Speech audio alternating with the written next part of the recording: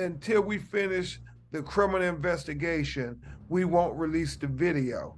And then they just string along the investigation for months, sometimes years, before they release the video.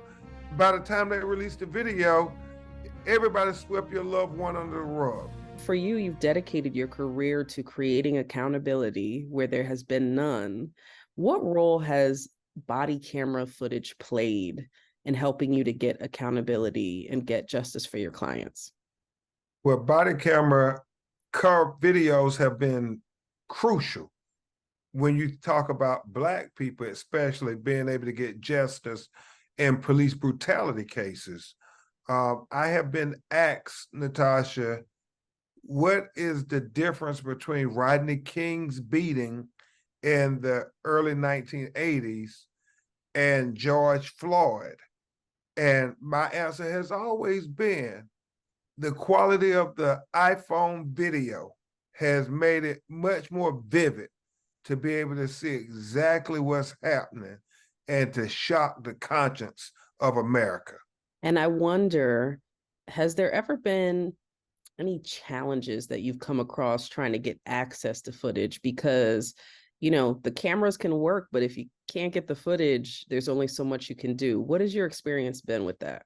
It has been daunting, to say the least. If you can get cell phone video, then you have an opportunity to have the transparency because the citizens will readily give up the video. But if it's a police body cam video, or if it's a dash cam video, it's very difficult in most states, most venues to get that video released. They hide behind these oppressive laws that say, well, until we finish the criminal investigation, we won't release the video.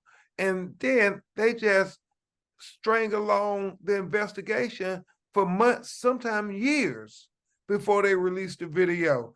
By the time they release the video, everybody swept your loved one under the rug. So basically, it's a delay tactic that you have seen. And can you just speak to what is the impact on families when that happens? I'm thinking of Ronald Green in Louisiana.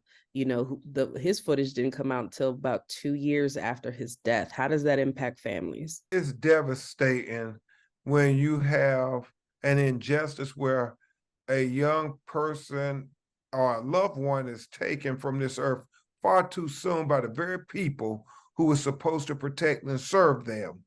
And then instead of trying to be transparent and be truthful by releasing the video, they try to do their best to sweep it under the rug even further by delaying the video release. And it's heartbreaking because the family knows that there's evidence out there that will tell us truthfully what happened to my son or what happened to my daughter or to my loved one. But they hide behind these technical legalities to never release that video until you feel worn down and just defeated. And that's what we fight against every day. We file public record lawsuits, Freedom of Information Act, Sunshine Law lawsuits constantly. But regrettably, most state Supreme Courts and most state legislatures have sided with police unions to block access to transparency.